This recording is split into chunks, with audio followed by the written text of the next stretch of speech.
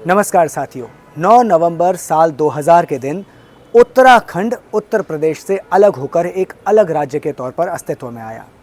लेकिन जिन हसरतों को लेकर, जिन आशाओं के साथ में इस राज्य का निर्माण करने के लिए यहाँ के निवासियों ने असंख्य कुर्बानियाँ दी, आज यहाँ के लोग मानते हैं कि वे कुर्बानियाँ कहीं व्यर्थ चली गई हैं, क्योंकि लोग बहुत बुरी तरह से परेशान हैं। तमाम जो बुनियादी समस्याएं हैं, एक राज्य के तौर पर, एक अलग राज्य के तौर पर जो आशाएं हैं यहाँ के लोगों की, वे पूरी नहीं हो पा रही हैं। और लगातार एक के बाद एक जो अलग अलग सरकारें आ रही हैं, कभी कांग्रेस की, कभी भाजपा की, वे किस तरह से यहाँ के लोगों को छल रही हैं, इस सब बातों को लेकर यहाँ के जनता में रोष है। और इसी रोष को प्रकट करने के लिए आज समाजवादी लोकमंच के नेतृत्व में, उसके बैनर तले तमाम जन संगठनों के लोग, तमाम जन संघर्षों के लिए काम करने वाले लोग इकट्ठा हुए हैं रामनगर में। वे अपनी बात कहेंगे एक कार्यक्रम में, एक सम्मेलन में। लेकिन इससे पहले कि हम उस सम्मेलन तक चलें, पहले समाजवादी लोकमंच के नेतृत्वकारी साथी मुनीश कुमार से बात कर लेते हैं, उसके बाद हम चलेंगे सम्मेलन की तरफ। आज उत्तराखंड में भाजपा सरकार उत्तराखंड राज्य की स्थापना के 25 वर्ष पूर्ण होने का जश्न मना रही है। लेकिन आज उत्तराखंड के अंदर जो यहाँ के लोगों के सवाल हैं वो अपनी जगह मौजूद हैं। यहाँ पर जिन मुद्दों को लेकर के, जिन सपनों को लेकर के 42 लोगों ने शहादत दी थी, वो सपनों का उत्तराखंड आज तक नहीं बना है। और यहाँ के लोग ये चाहते हैं कि एक ऐसा उत्तराखंड राज्य बने जिसके अंदर लोगों को बिजली, पानी, शिक्षा, स्वास्थ्य, रोजगार, ये सारे अधिकार उनको मिले। और सरकार जब ये सारे अधिकार लोगों को देने में नाकाम साबित हुई है, तो ऐसे में सरकार लैंड जिहाद, लव जिहाद और हिंदू मुसलमान का मुद्दा उठा करके लोगों के बीच में जो है फूट डाल रही है और अपनी सत्ता को जो है आगे बढ़ाने की कोशिश कर रही है। और अपनी नाकामियों को छुपाने के लिए हम लोगों ने देखा है कि उत्तराखंड की सरकार ने 1000 करोड़ रुपए मीडिया के ऊपर खर्च किए हैं। और उसने इसलिए इस पैसे को खर्च किया है कि जो सरकार की नाकामी है उसको मीडिया छुपाए और सरकार के गुणगान करे। और उसी गुणगान के लिए आज उत्तराखंड के अंदर भाजपा सरकार जगह जगह रजत जयंती बना रही है। देहरादून के अंदर प्रधानमंत्री मोदी को वहाँ पर विशेष तौर पर बुलाया गया है। और हालत यह है कि नेताओं की सभा के अंदर लोग नहीं जुट रहे हैं, तो स्कूल के बच्चों को उस कार्यक्रम में बुलाने का दबाव डाला गया है। फैक्ट्री के मजदूरों को और जनता के ऊपर जगह जगह दबाव डाल करके वहाँ पर लोगों को इकट्ठा किया जा रहा है। और आज उत्तराखंड के अंदर आज भी 200 गांव ऐसे हैं जो अपने लिए जनप्रतिनिधि नहीं चुन सकते, ग्राम पंचायत नहीं चुन सकते, जहाँ पर बिजली का अधिकार उनको नहीं है, शिक्षा का स्कूल नहीं है, जहाँ पर अस्पताल नहीं है। और वो सरकार के सामने पिछले 25 सालों से लगातार मांग कर रहे हैं कि हमें बुनियादी अधिकार दिए जाए, वो अधिकार उनको नहीं दिए जा रहे हैं। उत्तराखंड राज्य बनने के बाद 1200 से ज़्यादा लोग जंगली जानवरों के द्वारा मारे गए हैं, 6000 से ज़्यादा लोग उनके द्वारा घायल हुए हैं।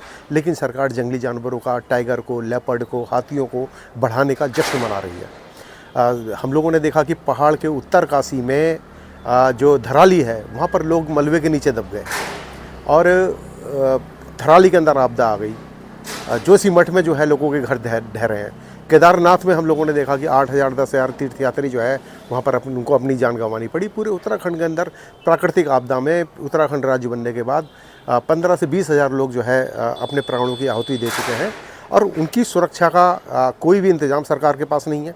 भाजपा की सरकार आती है तो वो कांग्रेस को जिम्मेदार बताती है, कांग्रेस की सरकार आती है तो भाजपा को जिम्मेदार बताती है। और जनता के लिए काम करने की जगह ये अपने लिए काम करते हैं, यहाँ के जो धनाढ़ वर्ग है उसके लिए काम करते हैं। विधानसभा में जब भर्ती हुई तो कांग्रेस के नेताओं ने भी अपने भाई भतीजों को वहाँ पर नौकरी पर रख लिया। और यही काम जो है कांग्रेस ने किया। अभी पिछले दिनों UKSSC की परीक्षाएं हुई, जिसमें 417 परीक्षाओं के सीटों के लिए 1,05,000 से ज़्यादा बच्चों ने परीक्षाएं दी, जिसका पेपर लीक हो गया, जिसमें किसी को नौकरी नहीं मिली। लेकिन बड़ा सवाल यह है कि यदि वो 417 सीटें मिल भी जाएंगी तो 1,04,600 लोग को नौकरी क्या मिलेगी, उनकी नौकरी का क्या इंतजाम है, उनके रोज़गार का क्या इंतजाम है, इसका जवाब भाजपा सरकार के पास नहीं है। इन सारे सवालों को लेकर के पूरे उत्तराखंड के जितने भी सवाल को उठाने वाले लोग हैं, यहाँ के मुद्दों को उठाने वाले लोग हैं, जनता के साथ जो जन आंदोलन कर रहे हैं, जो एक नया समाज बनाना चाहते हैं, उन सब ने मिलकर के यहाँ पर समाजवादी लोकमंच के बैनर तले एक जन सम्मेलन का आयोजन किया है। और वहाँ से एक ही आवाज़ यहाँ से उठी है कि हम लोग इस देश को बदलेंगे, इस प्रदेश को बदलेंगे, एक ऐसा समाज बनाएंगे जहाँ पर सबके लिए शिक्षा होगी, जहाँ पर सबके के लिए रोज़गार होगा और जहाँ पर वास्तविक रूप से जो है मजदूर, किसान और आम आदमी का जो है संसद में और विधानसभाओं में रिप्रेजेंटेशन होगा। आज तो सारे वहाँ पूंजीपति वर्ग के लोग बैठे हैं, कोई भी मजदूर, कोई भी किसान आज विधानसभा के अंदर नहीं है, कोई भी ठेला चलाने वाला, रिक्शा चलाने वाला विधानसभा के अंदर नहीं है। सारे अरबपति करोड़पति बैठे हुए हैं, उन्हीं के लिए नीतियाँ बनाते हैं, जनता के लिए नीतियाँ नहीं बनाते हैं। हम लोगों ने देखा कि नैनीताल के अंदर एक रोप वे चलता है जो ऊपर पहाड़ी की तरफ जाता है टूरिस्ट को लेकर के, वो कुमाऊं मंडल विकास निगम चलाती है। और इसका मतलब यह है कि जो सरकार की जो एजेंसी है, जो कुमाऊं मंडल विकास निगम, वो उत्तराखंड में रोप वे चला सकती है, लेकिन केदारनाथ के अंदर रोप वे बनाने का काम जो धामी सरकार है उसने मोदी जी के जो परम मित्र हैं अडानी जी, उनको दिया है।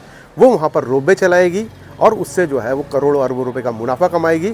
उसको बनाने के लिए सरकार जो है कई सौ करोड़ रुपए उनको वहाँ पर अडानी जी को भी देगी। तो ये जितना भी हो रहा है उत्तराखंड के अंदर, ये सारी एक ऐसी व्यवस्था चल रही है जो लूट और शोषण पर आधारित है, जिसमें आम आदमी की आवाज़ें दबके रह गई हैं। उन आवाज़ों उठाने के लिए आज ये जनसम्मेलन का हम लोगों ने आयोजन किया है और हम उम्मीद करते हैं कि जिन सवालों को लेकर के उत्तराखंड राज्य की लड़ाई लड़ी गई, जिन सवालों को लेकर के इस देश को आज़ाद कराने की लड़ाई लड़ी गई, श्रीदेव सुमन, बीडी चंद सिंह गढ़वाली और वो लोग जो 2 अक्टूबर को मुजफ्फरनगर में शहीद हुए, वो लोग जो 1 सितंबर को 1994 को खटीमा में शहीद हुए, वो लोग जो 2 सितंबर को 1994 को मसूरू में शहीद हुए, उन्होंने जिन सपनों के लिए, जिन मुद्दों के लिए, जिस समाज को बनाने के लिए अपने जीवन निछावर किया, उस सब को आगे बढ़ाने की जिम्मेदारी हम सबके कंधों के ऊपर है, हमारी सारी युवा पीढ़ी के ऊपर है और उसी को आगे बढ़ाने का आह्वान हम लोगों ने यहाँ पर किया है।